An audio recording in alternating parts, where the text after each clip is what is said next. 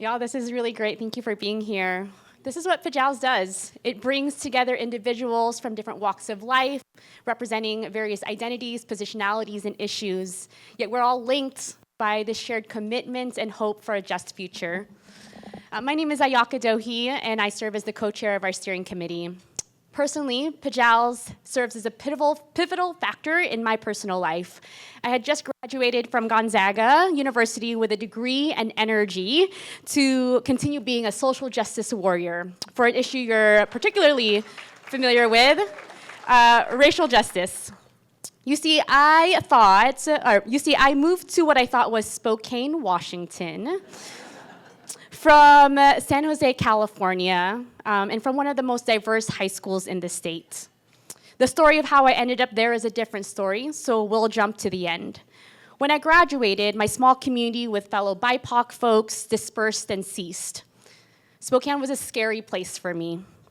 The narrative and my own witnessing of its conservatism and whiteness made a 22-year-old me feel alone and afraid again.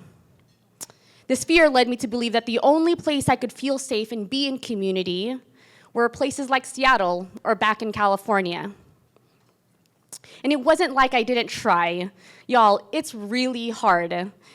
I did join a feminist book club, but within minutes didn't quite feel like it was an intersectional and BIPOC-friendly feminism. But there, I did meet a PJALS member who instantly became a friend because PJALS members are great. And we shared a similar lens to our feminism. And unsurprisingly, she was welcoming, kind, and frustrated like me. She told me about PJALS and invited me constantly. While I didn't find my Filipino elders and friends there, I did find genuine and lovingly outraged activists for similar issues I cared about. And the rest is history. I joined the Young Activist Leadership Program, and in the first session was hooked. I learned how to influence change, not just become aware of them. I asked myself every week in Yelp with a sociology degree, why didn't I learn this in college? There, I met some of the most committed and wisest leaders, both who were in my program and members of the current PJALS team or staff. I thought, these people have my back, and that will show up for others in our community, the unhoused, BIPOC, LGBTQ+ community, undocumented refugees, immigrants, and more. My community is here in Spokane.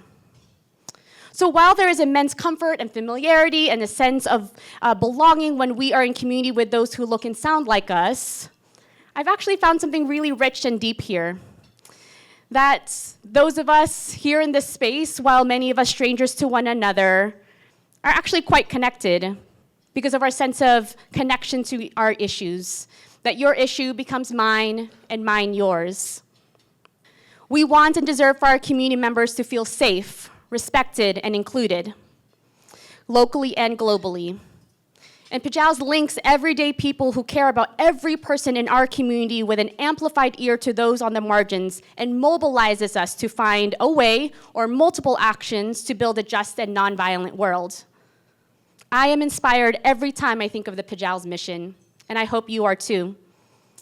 What keeps me committed now, nearly 10 years in the organization and now steering as a committee member, is witnessing the ways that PJALS does this work consistently, in collaboration, with intention, speed, and accountability. The mission of PJALS in action and embodied through our mobilized efforts, educational programming, staff and volunteer capacity, and much more are needed now. I am deeply grateful for those who have helped PJALS be as rooted and steadfast as it has been in the last 49 years. As my story and many others demonstrate, we would not be here without PJALS. But we all know that we have much more work to do. The domestic and international atrocities in this year's election urge us to show up against war, bigotry, and exclusion. So we need every single person who share our organization's values of peace and justice to come through. Will you join me? Our goal is to raise $37,000, and you can give in a variety of ways to meet this goal, and every gift counts. You can donate monthly, and if you are a monthly donor, thank you, and please consider raising your monthly donation or giving an additional gift today. I will be increasing my monthly donation. You can give today with the donation envelopes at your table or by using your phone's camera to scan the QR code on the back of the program, which looks like this. You can give online at www.peacejustice.org/grow24. We ask that you might consider making a 4-year pledge today to move us into our next 50 years stronger than ever. You can also use the donation envelope to ask about gift planning. Thank you so much for giving your time and money today and for feeding the hope and energy of the Spokane community. And as Char Lichty says at almost every meeting I'm with them, I love the PJALS community. Table hosts, now is the time to pass out the envelopes and turn over the programs on the table for your QR codes.